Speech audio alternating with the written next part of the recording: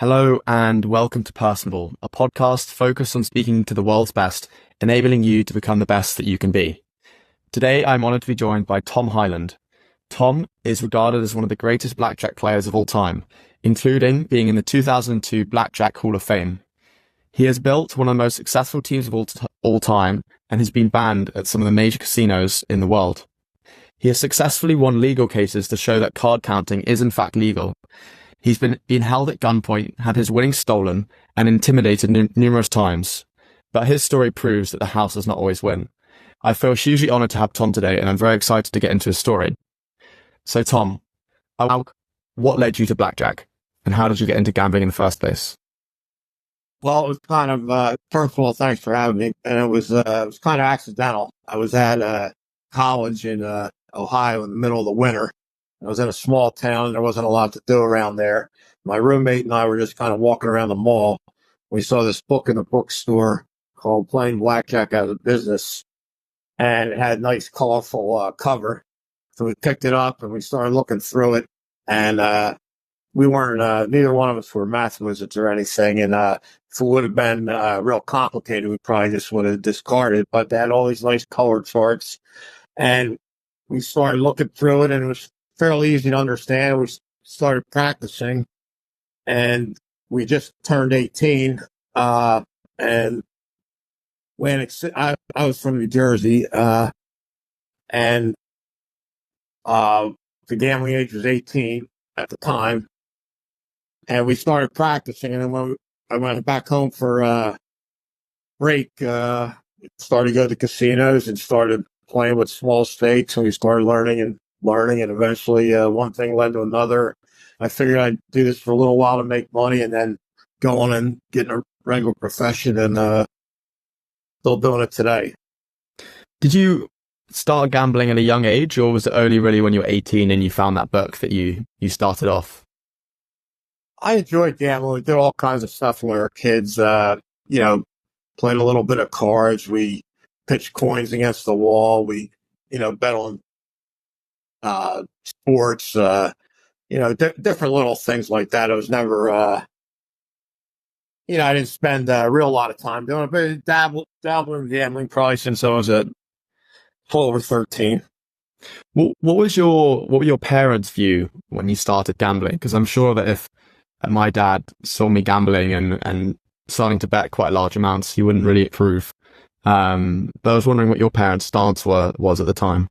Well, my mother never gambled at all. My father was a casual gambler. He was a good pool shooter. He used to love the racetrack, but he'd only go to the racetrack like once every couple months or something like that. So I would say my mom did no gambling, and my dad was a casual gambler. And so when you started off, you mentioned these charts. But at what point did you realize that you could really start making money out of this and beat the casinos? Because I think for a lot of people, looking at the mathematical side of it, there's supposed to be an inbuilt formula for casinos to always win. So how did you realize that you could get an edge over the casinos through card counting? Well, that's certainly true. In most of the casino games, the house has a built-in advantage. There's nothing you can do to change that advantage. When people, they try and double up their bets when they win. They try and double them up when they lose. But if you're at a disadvantage, you're going to lose in the long run. But it was pretty clear because, this was around this was in 1979. The casinos had just opened in Atlantic City, and there was a lot of publicity about blackjack and card counting, and there were stories in the newspaper about people getting thrown out of casinos for being too good at blackjack. So it was pretty apparent that this wasn't just a bunch of nonsense, that you could beat the game of blackjack, and you had to, at first you would think that you had to be a memory expert or something to be a card counter. But once you read this book and then some subsequent books, it was pretty apparent that, an average person, if they just apply themselves, could do this and actually get an advantage over the house. But you say that the average person can get an advantage over the house, but there's still 99% of people still lose. And you also claim that you're not a super genius, but what do you think makes you different and that has made you successful? even in the beginning? Like, why do you think you were able to do it? Because you say it was simple, but not many people are actually able to do it. Right. It's not that people aren't able to do it. You have to. There's quite a few steps that you have to take, and you can stumble on any one of these steps. I mean, the first, you don't have to be a math genius, but you have to believe in the math. You can't believe in superstition. You can't believe, the dealer's hot, you should lower your bet. If the count is what we say, the count is good. In other words, if there's a lot of tens and aces left in the deck, you have to raise your bet, whether you've been losing the last 10 hands or winning the last 10 hands. You have to believe in all the different aspects of the math involved in blackjack. If you don't believe it, and you go off on tangents and, given the superstition, you're not going to win. So some people do that. If you also have to bet according to your bankroll. You can't be betting $1,000 a hand when your total bankroll is $3,000. You have to bet proportionally to your bankroll, and you have to be patient. You have to gradually build your bankroll up. There's all kinds of things you can stumble on along the way, but basically anybody that follows the the correct system. There's also a lot of fallacious information out there, about magical ways it's like to win at blackjack without card counting and things like that. But that's not possible. You can't do that. You can never change the house advantage by some betting system or any other way. You have to bet when you have to bet big when there's lots of tens and aces left in the shoe, and you have to bet small when there's lots of low cards left in the shoe, basically. And you have to play all your hands correctly. Also, you can't make up your own ways to play hands. You have to play by the basic strategy. What you mentioned that you should bet in proportion to the amount of money you have. Just to break it down in like a simplistic term, like what sort of size are we talking? Are we talking 10%, 1%, 0.1%? And also what's the sort of time you think it would take to sort of see gains and sort of get that edge? For a lot of people that don't know how this works, is it something you sort of do in 10 hands, or is this something you spend hours and hours and days doing to slowly build up that edge? Right. Well, that's a good question. There's this mathematical principle that's true for all gambling, not just blackjack. It's called the Kelly criterion. And basically what that says is whatever percent advantage you have, that's what percent of your bankroll you should bet. So in other words, if you have a $10,000 bankroll and you have a 1% advantage at this particular count, you should bet $100. That's 1% of 10,000. So, and then there's a few caveats to that. In blackjack, when you make a $100 bet, you actually, because of doubling down and splitting, you actually have to put more than that $100 out there on that particular hand. There's a chance you will. You actually bet less than 1%. So what most teams or players do, they bet like what we call half Kelly. That would be considered about right. So if you had a 1% advantage on a hand, you'd actually bet about 0.5% of your bank. And that's you can do that for any kind of gambling. If you could decide that you have a particular advantage when you're playing something in golf, you want to beat this guy 2 out of 3, let's say at trying to think, 3 out of 4 times. So you would have a 50% advantage on this guy. You're going to win 75%. He's going to win 25%. So then you would be able to bet 50% of your bankroll each time. And you would eventually, that's your ideal way to play this guy in golf. Yes. That's how you're supposed to gamble according to that. Even with that though, as with all things gambling and statistics, sometimes the bets and the statistics don't always go your way. So I feel like it could get very easy to get hot-headed. So how do you maintain your patience and also your emotional side and stick to the formula? Well, it's difficult. You're right. You only have a real small edge, blackjack and card counting. So you have to, when you're on these downswings, when you're losing, you have to know what your bankroll is at all times. You keep adjusting your bets. If your bankroll was 10,000 today and it's 8,000 more, you have to lower your bets when you go into play today, and the same thing if your bankroll goes from 10 to 15,000, then you can afford to bet more, the next day. And that's kind of how you do it. You just have to be like kind of a machine. You don't, you don't think of it as, money while you're putting these chips. You just calculate the right amount to bet and you just bet it and you just keep doing it. And eventually in the long run, it'll work out. You might lose for, there's a fairly significant chance you're going to lose after 100 hours. It's very unusual after you put 1,000 hours in that you would be behind. It's, you're a few like 2 to 3 standard deviation, I think it is, for to be losing after 1,000 hours. If you're doing everything right, it's really hard to lose at blackjack after 1,000 hours. So, if you're a full-time player, after a year, you're probably going to be ahead. You're going to very seldom ever have a losing year. But you're going to have lots of months.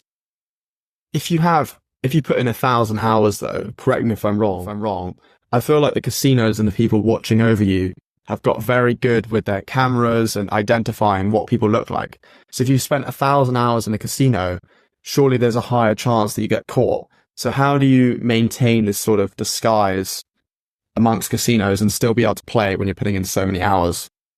Well, there's a lot of other factors involved. You're not going to put 1,000 hours in the same casino every day.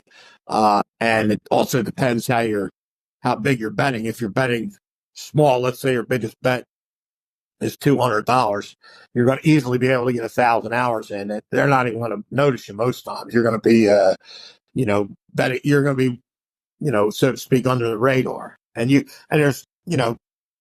there's probably 500 to 1,000 casinos with blackjack just in the United States. So you move around, you travel. When some casino catches you and tells you can't play anymore, you move on to another casino, and you can, it's all like I'm notorious. I mean, I've been playing for 45 years and, or more than that, almost 50 years. And, I'm as well known a blackjack player as anybody, but I can do lots and lots of hours. And I don't even try, I get, a few years ago, I played 500 hours. I didn't play that many last few years, normally because I chose not to. I was doing other things, but, I could easily get 1,000 hours, and even somebody, that's lesser known than me could do that easily. Now, I couldn't get 1,000 hours in betting, up to $3,000 and $4,000 a hand. I'd have to bet a little smaller than that, but it's not that difficult. They have other people about in the casino. That's not that their main focus is who's beating them at blackjack. They're beating 99.9% of the players, so they're not spending a lot of time trying to figure out how every single person plays and evaluating their game and stuff like that. I feel like with things like American football or basketball, if you're extremely talented, it's very obvious to stand out because you've got millions of people watching. But with something like blackjack, as you say, where you're going to all these different casinos, you're winning, the casino kicks you out. I'm not sure if it's making like even the local newspaper.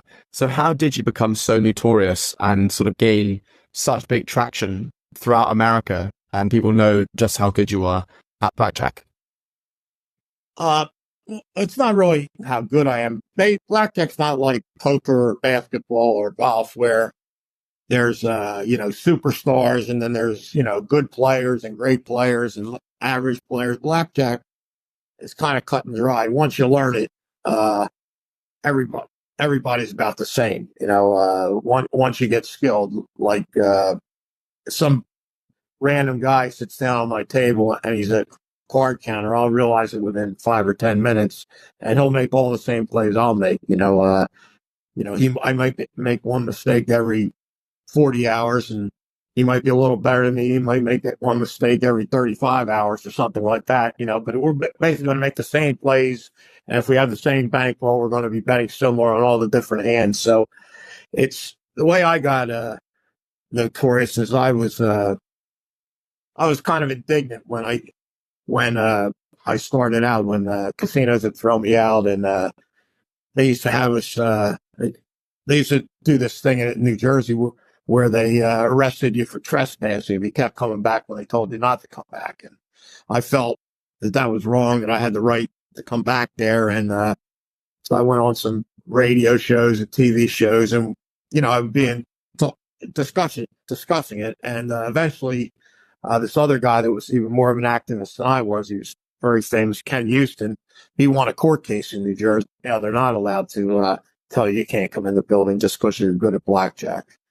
So that's kind of, and then the other way I got well known was I trained a lot of my friends and people from the golf course to play. And, we had a really big group, and it kind of, we didn't call ourselves the Hyland team, but we kind of, all our players were younger, real young, or most of them were, and we got known as they'd always be looking for young guys betting big, and they say, oh, that guy's part of the Hyland team or something like that. So that's kind of how it all got started. Could we go back to that point, and just sort of take people on the story for that don't really know much about gambling, from going back to when you were younger and you've now got better, and when you started to build that team? You mentioned you got people from the golf club. I think someone listening to this right now probably think that's the most ludicrous thing they've ever heard. So how did that even come about? And then how did you end up getting these young guys betting large amounts of money and winning? Well, like I was alluding to earlier, it's you just learn how to do it, and everybody, gets roughly the same ability. So, I knew who was the most important thing when you're starting a blackjack team would be that the person's honest. So I looked for people, that I played golf with over the years, and I knew they were honest, knew they were pretty smart. And it's like, so I teach a guy, and he'd start making money, and he'd tell, his friend or something, and I'd interview the guy, and then I say, yeah, let's give him a try, and just kind of snowballed. It actually got out of hand. I had way too many players at one point where it's just so chaotic. Money was flying all around the place and all over the place, and it got out of hand. And eventually we cut weight on the amount of players we had. Almost like a S&P 500 CEO at that point. Yeah. Although not nearly as well organized, I'm sure. It got pretty messy at the end. Not really at the end, but at times it got messy. And then, we did really well. But I wasn't the greatest manager. It was a little too loose. You don't have to share, but would you be willing to share the sort of size this would go out to, like the amount of bets people were making, or like the size of winnings that individual people were making? Yeah, we were having, this is 45 years ago, so of course the money was worth a lot more. But we were frequently I remember we always, when we first started, we'd go out to play with $7,000 or $10,000. Everybody would, and then we'd have most of our results for the day would be between, they either lose that amount, come back and get reloaded, or, win, stuff like that. So we'd have results in the, between 0 and 15,000 each day. And there might be 20, 30 guys doing this. Everybody would play every day. People played when they wanted to. We had a master ledger and enter results and stuff. So it was, it was a fair amount of money. It wasn't ridiculous. We weren't winning millions, every month or anything like that. It was how did you go about both incentivizing players and also maintaining that trust with them? Well, it's pretty tricky. You have to be careful when you're, not to get too technical, when you're forming a bankroll, people have to have the right incentives. If you, so basically what we did, we did all different systems. We'd start with a certain amount. We'd have investors, people would put in various amounts. They could invest anywhere from 0 to, whatever, 50,000 or something. And there was a player share and a investor share. It would be split, and we split it all different ways. All these different we kept experimenting. So we'd split it 50-50. Then sometimes we'd split it 60-40 players or 60-40 investors. And, then we split the player share according to how many hours they played, whether they won or lost, things like that. So we always try to make the bankroll so everybody had the right incentive. So if the bankroll was losing, people would still want to play. And if they were winning, if the bankroll is winning, they'd have roughly the same incentive. They still want to play about the same amount. They don't want people like saying, oh, it's a winning bankroll, so the shares are going to pay more. We're going to go play real hard. And then if the bankroll is losing, the hours are going to pay less. So, so we had all different ways to tweak that. So, people have the right incentives. When looking and sort of researching you, a lot of people are described as like calm, trustworthy, respectable. How do you think you've sort of maintained that reputation? Because when I think of gambling, I think of stuff like the Peaky Blinders. And you think of gangs, you think of people that are going to rough you up and beat you up. But you're a very kind person, at least from my interactions with you. So how do you think you've maintained that sort of reputation in the world of gambling, in which a lot of people think it's a pretty dark and rough you up sort of place? Well, I appreciate you saying that, but blackjack players, for the most part, have a pretty good reputation. It's not it's not cutthroat like poker where you're trying to take the other guy's money. We're trying to take money from, I think one of the original casino control commissioners in New Jersey put it best. He said something like, "These are the most ruthless people, and sometimes they need to be beaten," or something like that. I'm not getting it exactly right, but so you feel kind of good. It's like a fraternity somewhat. You feel kind of good about taking the money from these big, ruthless, greedy casinos. Whereas if you're taking some guy's mortgage money at the poker table, I mean, some people might not feel as good. But the blackjack players they don't have like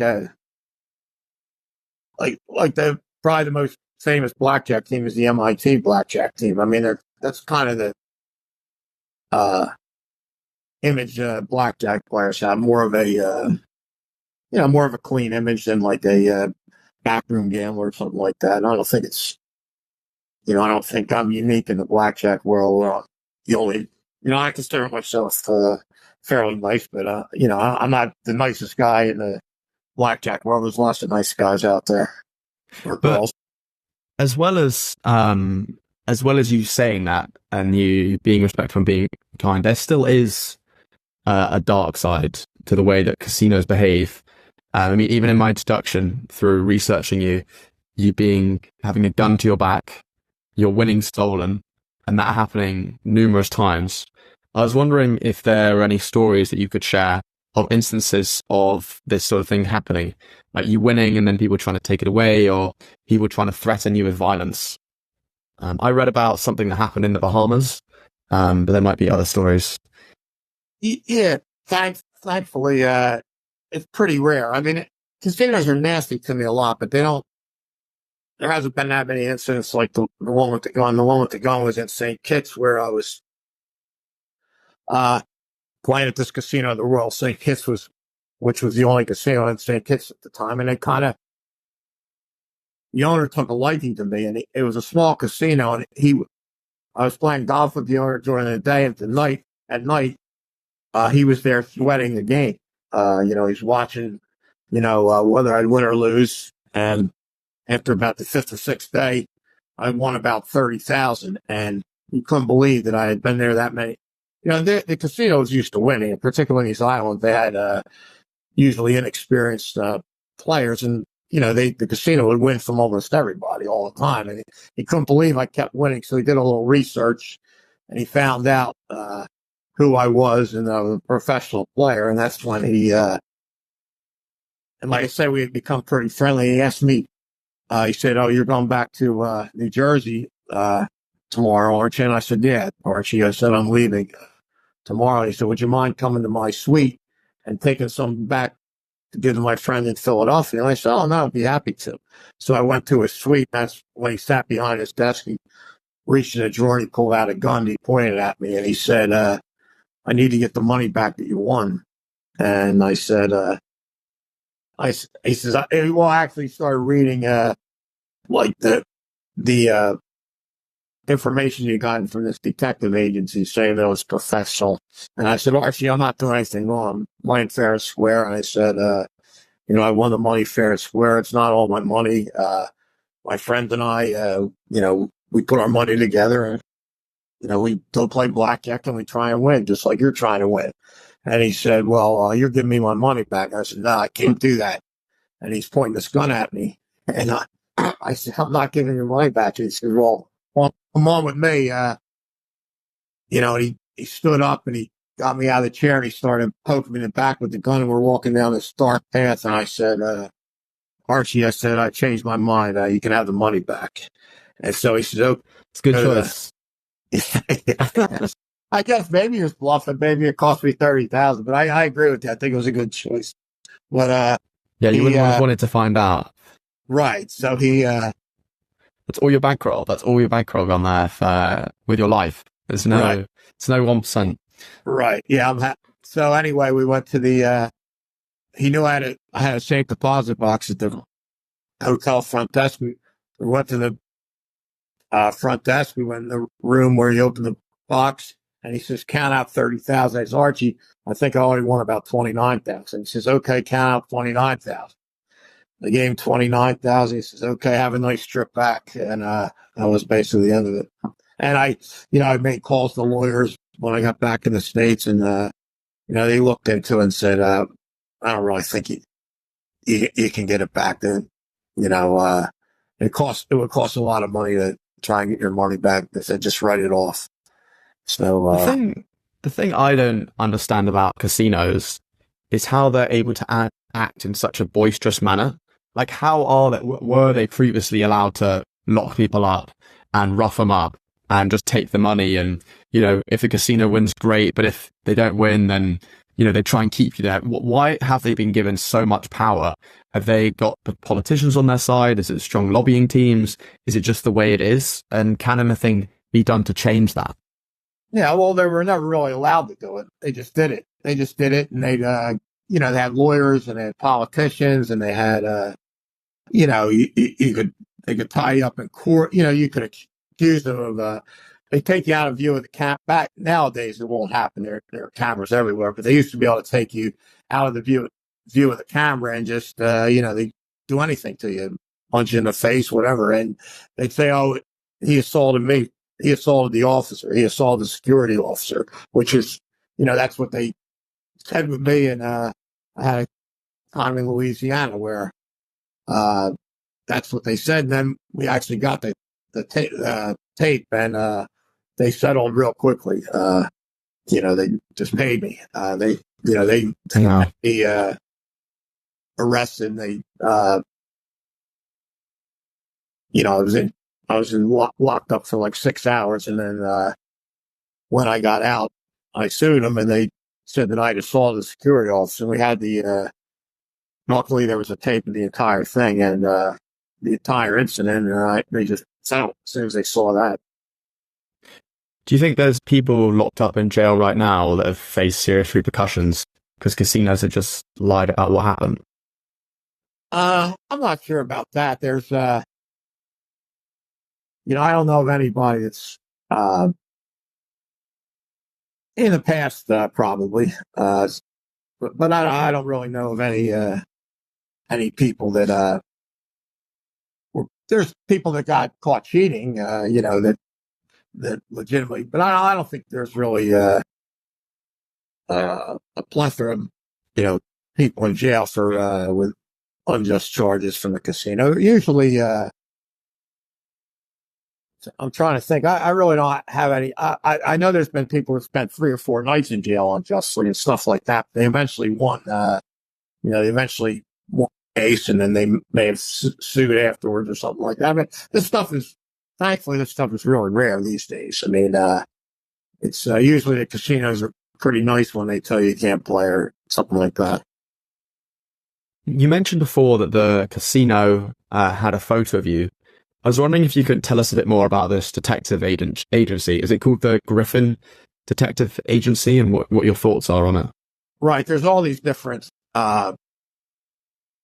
reporting agencies to the casino, and there's the Griffin Detective Agency, which was kind of a big one in the old days. Now there's this OSN, which stands for Oregon Surveillance Network, and there's this other one, Biometric, and they without the player's consent, they just take pictures of players. They, send photos around. They send, videos to casinos, and they just say this, for example, they'll say that Thomas Hyland was spotted at, such and such a casino on, June 5th, 2024. He was betting such and such, and he's an advantage player. They don't allege that I'm doing anything wrong or anything, but they just get they say what, they say what area, they won't mention a casino. They'll say like a casino in southern Mississippi. So then all the casinos in southern Mississippi will get a flyer about me. And then if particular casino subscribes to this particular surveillance network, then I won't be able to play any casino in southern Mississippi for the next few weeks. The flyers will be on their desk or on the computer or something like that. With your I think it's pretty obvious, and people listening to this episode will be able to tell that you're extremely knowledgeable about blackjack. And I would make the presumption that you would be incredibly valuable to a casino in the world. Have you ever thought about joining a casino? And if not, why not? Not even for a minute. I don't know about, I'd be extremely valuable. I could certainly, I'm sure I could improve their bottom line if I worked for a casino. But I mean, for a minute, there's no amount of money that I would take to work for a casino. It would be I would take the most menial job before taking a really lucrative job at a casino. And why is that? I just think it's like they're unethical people. They're not the kind of people I want to work for. Or work on behalf of. I've always been a player. I root for the player. I would never want to be the house, against the player. If they are such unethical institutions, do you think they should be banned altogether? Well, I mean, it's hard to ban these type of things. It'd be like prohibition or something when they try to ban alcohol. I'm sure alcohol is bad for you, but trying to ban it doesn't work too well. I mean, people are going to gamble. People like to gamble. The problem with the casinos is they have too much influence. I think if the original New Jersey, they just keep working on these politicians and working with lobbyists and stuff like that, and they get their way, and they get some unfair advantages over people and stuff, things like that. And it's all this responsible gambling this responsible gambling campaign. I mean, the casinos don't care if you gamble responsibly. They want to take every last dollar you have. They don't care if it's your, extra money you have or it's your mortgage. They don't care if you're going to lose your house. They're going to take, but this is just all political, it's PR, all this responsible gambling campaign. Because I've been looking into like big casinos and online gambling organizations, and there's a bit of a duopoly in the US, mostly between like Flutter, who own FanDuel, and another one that's just DraftKings. That's the other one. But yeah, I'm just thinking like, what do you think like the solution could be? I get that they have a lot of influence, but if they're going to be around anyway, because what they say is basically that if the casinos weren't around, it's a $1 trillion industry and growing worldwide, and not like billions and billions within the US. So if it's going to happen anyway, why not make it a for-profit institution? And then the states can put a shitload of taxes on it and make a load of money. So I get the thinking, and they're trying to make this unethical thing seem ethical. But I just don't know what could be done if it's going to happen anyway, if you know what I mean. I don't know if you've got any solutions or things you think could occur. Yeah, they should. I'm not sure. I'm not an expert on all this stuff, but DraftKings and FanDuel they're two of the most unethical sports books that there are. There needs to be. Seems to be there needs to be more competition. The states shouldn't let it get out of hand like this, where these are the only two. A lot of states, these are the only two operators. Pretty much, there's some other operators might have 0.5% or 1% of the business, but they somehow let this get out of hand, and these guys have so much influence over these politicians. It's ridiculous. And they do all kinds of unethical things. When people win, they try and find some loophole in their terms and conditions not to pay them and things like that. There's been, this has only been legal for a few years, and there's been, scandal after scandal with both of these two. Yeah, I mean, for people that don't know, I think it's pretty fascinating how it works, because one would think from an outside perspective that if you raise the taxes, that would negatively impact the casinos and the online gambling sites. But what actually happens is it decreases the margins. And so only if you have scale, i.e. only if you have a large market share, can you really make money. And that's why you've got a duopoly. Duopoly is basically where you only have two organizations that have they have over 80%, I think near 85% market share of sports betting in the US. And there's also a limited amount of licenses within each of states. And so it's just this insane situation in which the states are making a lot of money and FanDuel and whatnot can become increasingly dominant. And then on top of that, they have the best apps, so no one can even compete. It's just an insane situation. Yeah, it's, I agree with most of what you say. I'm not sure they have the best apps there. Some of these smaller places in Vegas have really good apps, but they have the technologies get better. But they, the thing about the taxes is definitely true. The higher the tax rate the states charge, the less competition it's going to be. And the main scandals involving FanDuel and DraftKings have been around these promotions. It's the they offer these incentives for people to join, and then they don't pay off on some of these promotions, and they try and make you jump through some ridiculous amount of hoops to actually claim your money and your bonus and stuff like this. I mean, there's been a lot of publicity about this, thankfully. Wow, I didn't even know that. That's insane. Oh yeah. They were offering and they've actually had to stop using the term free bet because it wasn't free. All kinds of, Ohio's been pretty strict with them. They fined them a lot for all these, phony promotions and stuff like that. Or the term is escaping me, but what are they?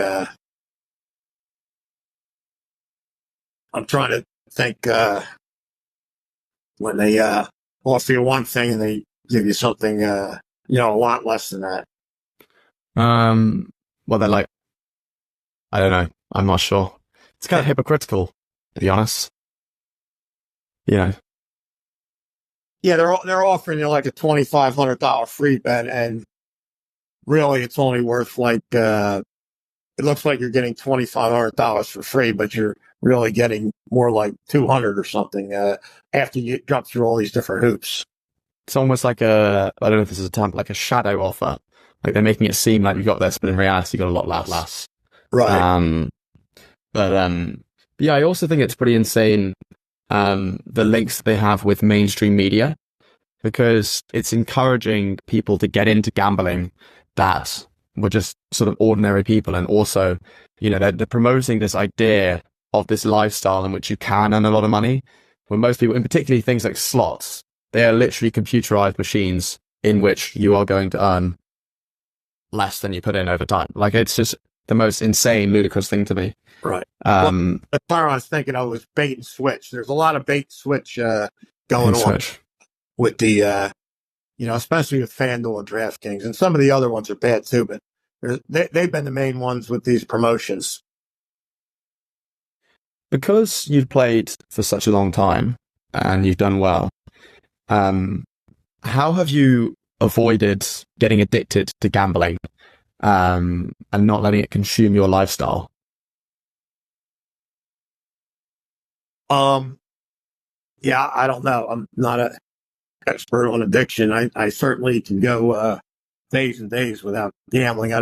I do get the itch to play blackjack, but I don't ever get the itch to do some disadvantaged gambling, play craps or anything like that. I'm never tempted to play anything I don't have the advantage at. I mean, I will play, small, like, I'll play small stakes golf or something. I'll play some guy even up that's better than me or something like that. But I don't play any casino games or horse racing or anything like that where I, would just be guessing, or the lottery or anything like that. I've never been tempted to do anything like that. That's probably also due to your perspective that you actually know how the casinos work and what goes into it.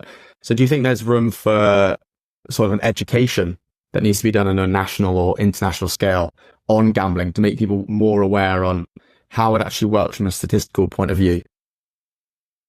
Yeah, it's a little difficult to understand. People are used to just drinking and guessing on stuff and all that. So it would be a slow process. I don't know if there would be any quick way to educate a lot of people. You have to want to understand it to most people don't care. That like the guys I hang around with at the golf course, they just like to gamble, and as long as they think they like to go to the casino, they just like to guess. Most of them are pretty much under control. They're not going to lose more than they can afford to lose. But, I've seen, a lot of guys, lose a lot of money. They really couldn't afford to lose that much, but they never were tempted to get educated. Like, people don't, once in a great while, they know what I do. They know, I've always done it. They know I made money at it, but they don't beg me to teach them or anything. They're happy to just go down there and guess.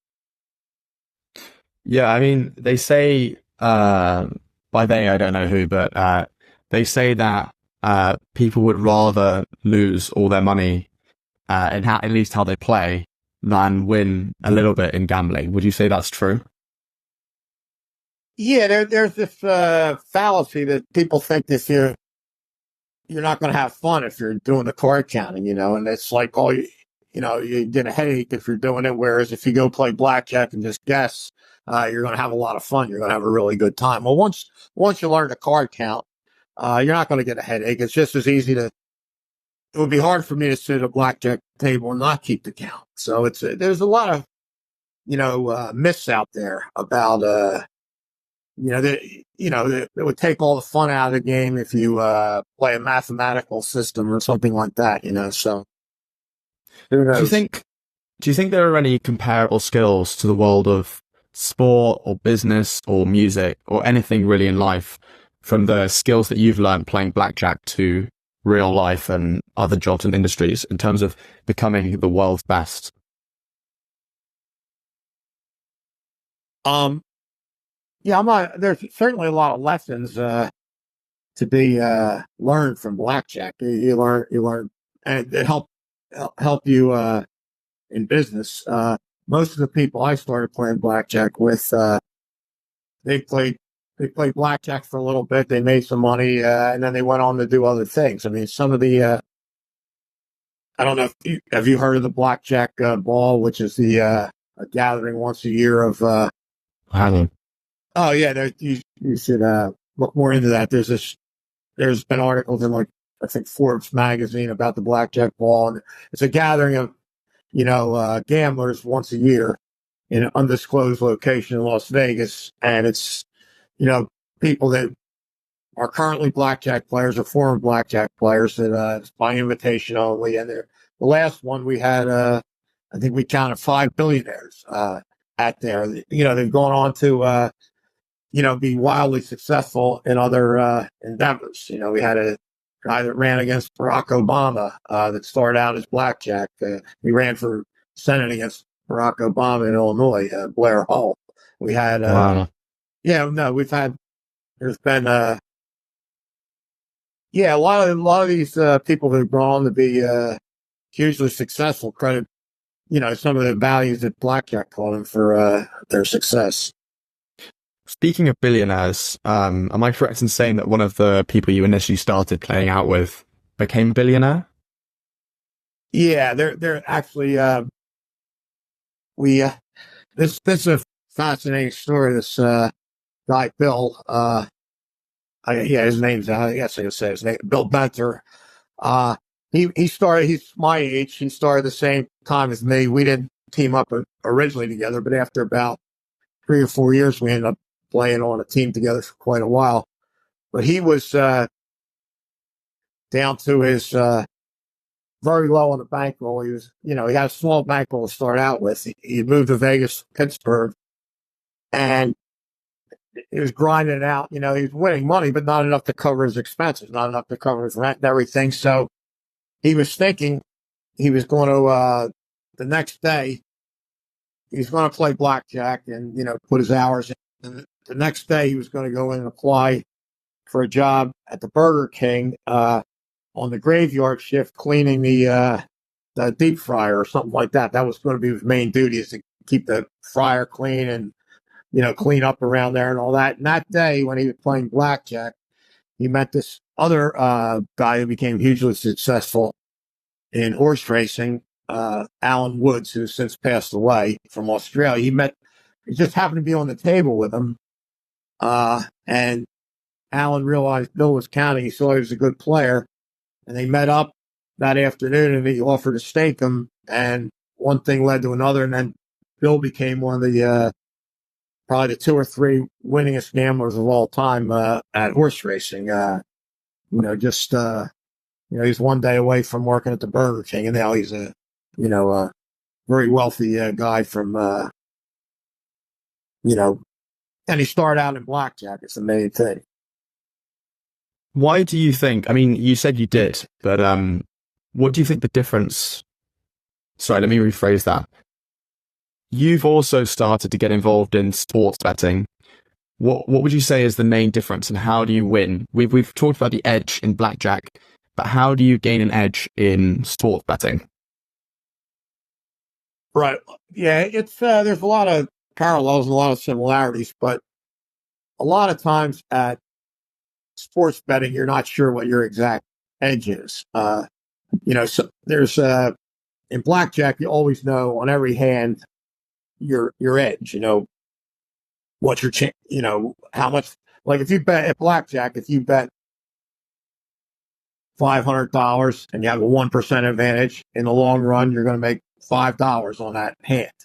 Okay, so every time you don't even think of the fact that you're going to win or lose. You're saying, if I keep putting this out there, this is $5 I'm making for this 5 seconds. That's the one good thing about blackjack. It's very fast. You're going to make, and you can see exactly how much you're making per hour. Sports is a little bit different. A lot of times you're not going to know what your exact edge is. It might be 5%. It might be 3%. You might think you have an advantage and you don't. But hopefully you're going to make a series of bets and hopefully have an overall advantage. And you can there's ways to tell if you have the advantage. Like if you make a bet, say where the odds are even money, and if you bet $50, you're going to get, if you win, you get $50. You win $50. If you lose $50. So it's even money bet. There's this thing called closing line value. If that bet you made, 5 hours before the game started, you bet it even money, it closes at minus 110. That means you had the advantage, probably. It's called closing line value. And there's other things like that where you can kind of see after the fact if you had the edge or not. So, one of the other differences in sports betting is very slow.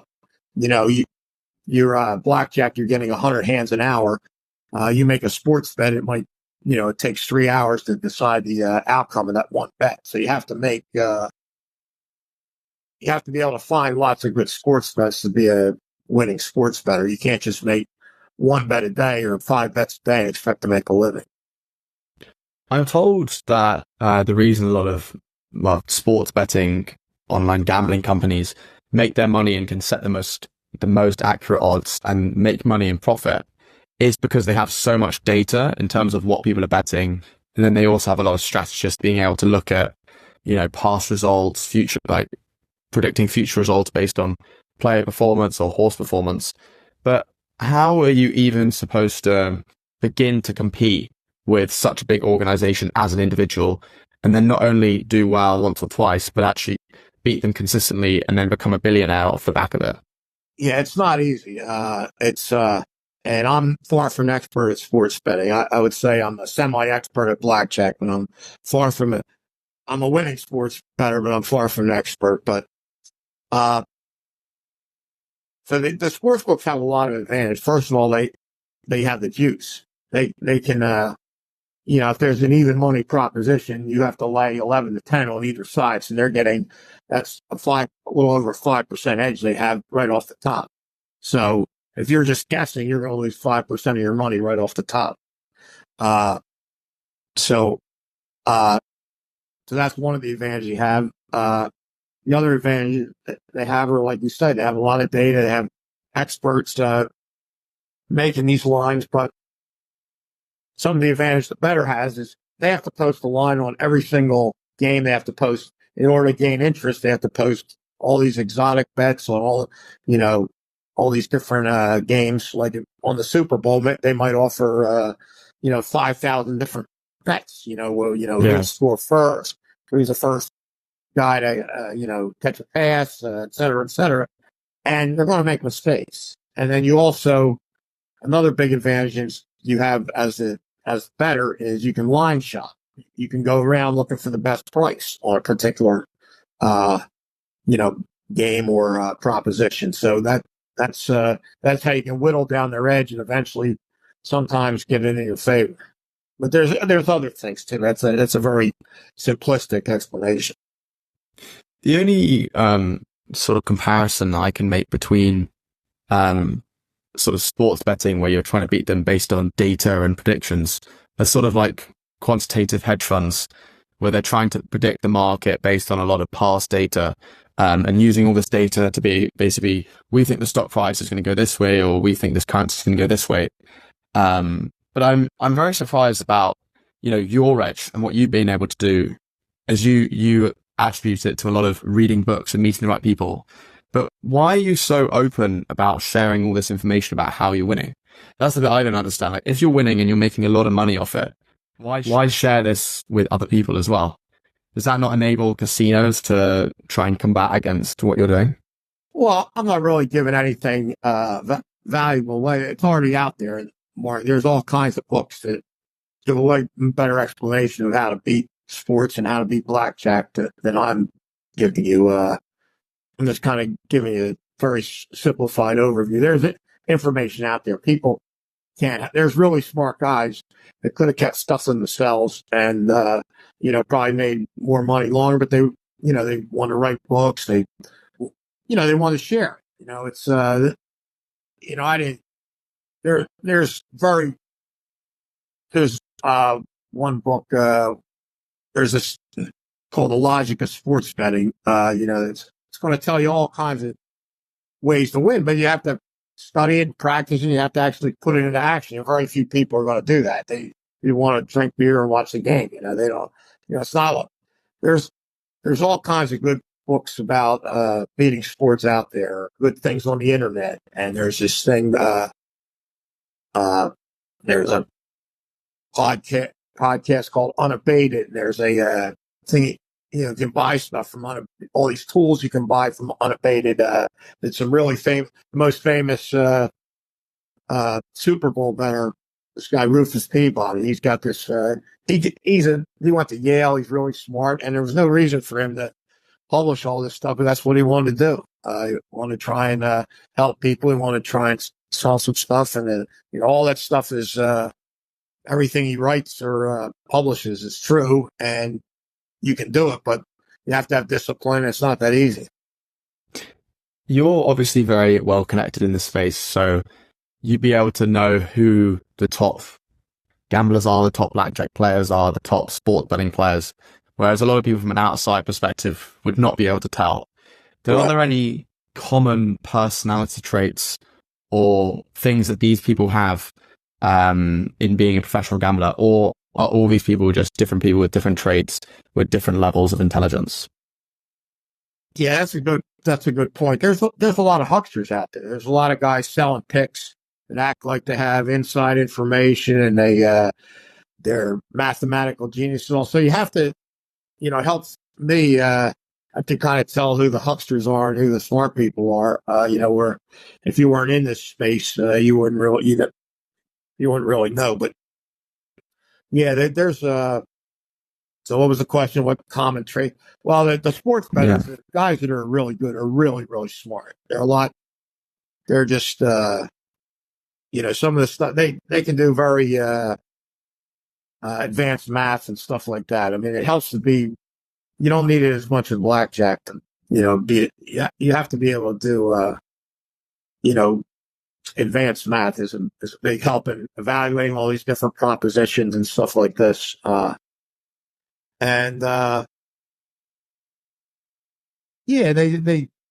mean, I'm not sure what else. They're independent thinkers. They're willing to take risk. But they're also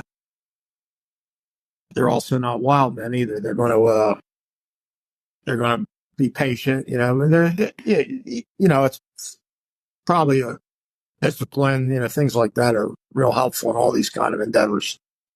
Are these sort of people that, if you have a picture of a typical nerd or a math genius or computer science, are these the type of, is this what they actually look like, or they all come in all shapes and sizes? Some of them do. I'd say a lot. They come in different shapes and sizes. There's a lot of nerdy looking people that say this blackjack ball and stuff like that. You can tell by looking at them they're smart. Guys, or there's guys like me that just kind of look average. It's all different, but there's a fair percentage of nerdy looking girls and guys in this space. Do you think you don't have to answer, but I feel like you're more intelligent than you often let on. Are you doing that to be humble? Do you do it? Is it like a strategy to underplay yourself so people don't see you as much? Because if I come out here and I say I'm the best gambler, I've got the best picks, I've got this, I'm making myself a target. Whereas yourself, you often say you're an average looking build, your face is unmemorable, and you said that you're only a semi-expert when you're in the 2002 Blackjack Hall of Fame. So do you do this consciously or unconsciously? No, it's really true. I can see, there's way smarter people than me in blackjack. Like you go to Duke, I'm sure I could have never got into Duke.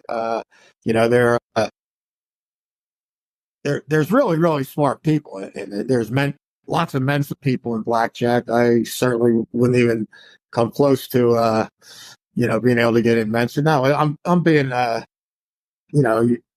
being honest about it. Whatever. I can reason things out pretty well, but I can't do advanced math or physics or chemistry. I failed geometry. I had to go to summer school for geometry. Things like that. I think you need to take that mental test. I think you need to check it out.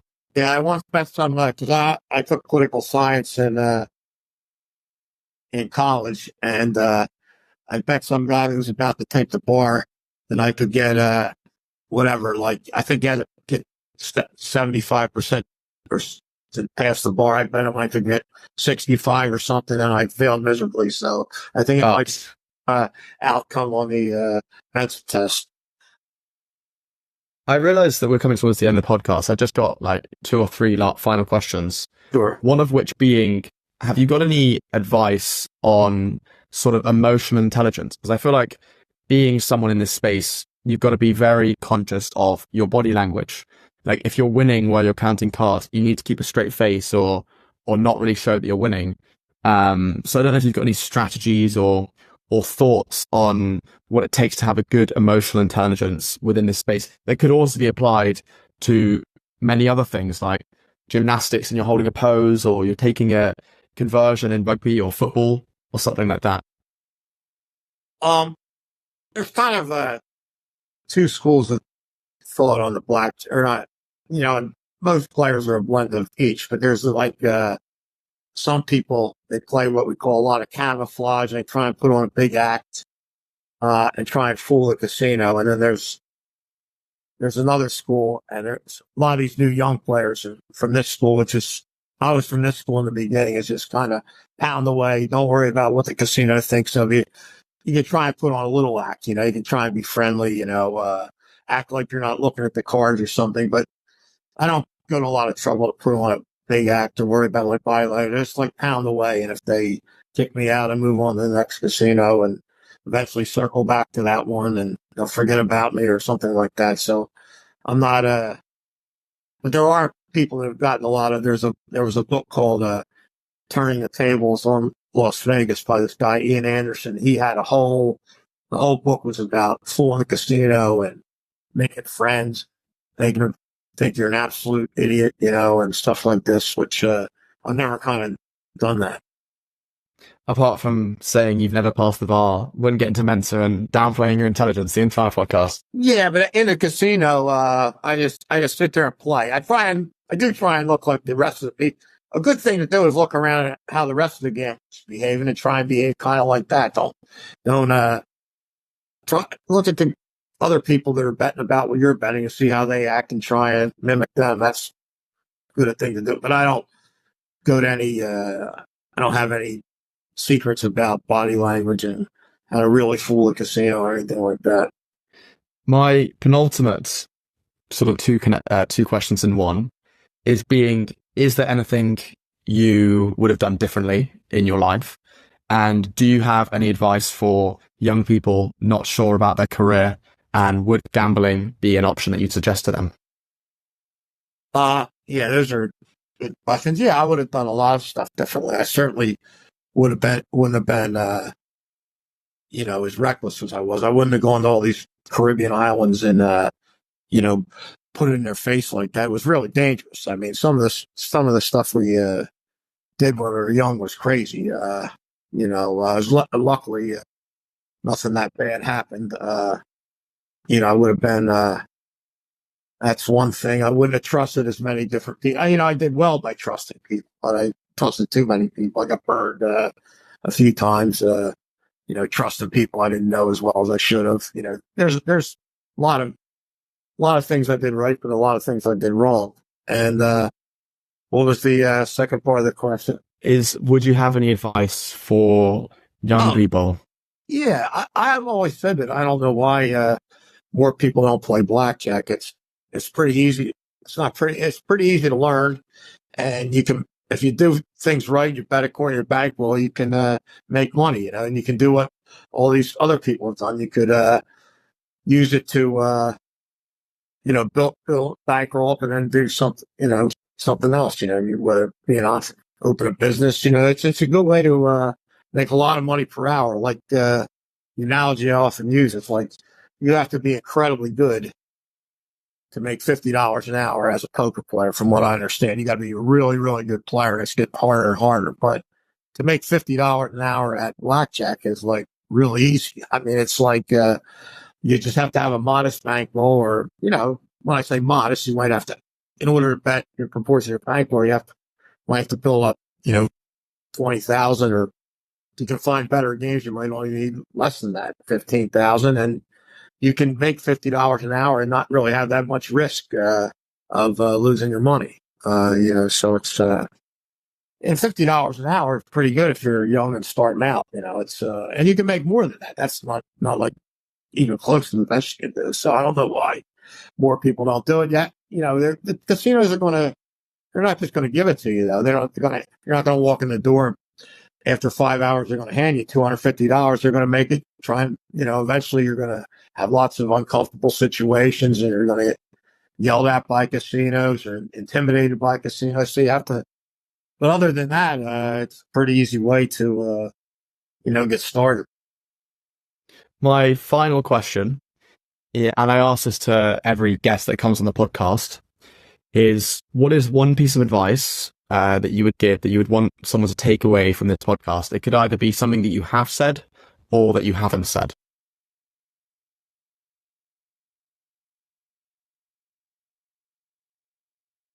I guess, I would say what's, there's been lots of good things about blackjack, but, I feel good. Do something you feel good about. That's what I feel good about playing blackjack. I feel good about taking the money from these casinos. It's something, you wouldn't, you would think of blackjack player is kind of a mercenary, but it's not like that. I find it quite satisfying. And if, I wouldn't do something, just for money. I would say my advice would be to do something you can be proud that you do. I wouldn't be proud if I worked for a casino. If I was the president of a casino, I would not be proud of that. I'd rather be the guy making $50 an hour from that casino or something like that. I think that's a great way to finish the podcast. I feel hugely honored that you spoke to me today. Honestly, I love how humble you are, even with everything you've achieved. I mean, I doubt many Hall of Famers in an industry would claim that they're only a semi-expert in their field. But if you are only a semi-expert, then all those kids that we're giving tips to need to get on their way. I love the journey you've been on. I'm sorry that you've had to go through times with people putting guns in your back, taking your money and ripping you off when you're trying to be an honest person. But I appreciate the perspectives that you've brought, and hopefully it sheds some light on a gambling person that's also a good person. So thank you, Tom. Well, thanks so much. It was fun being on. Thanks a lot.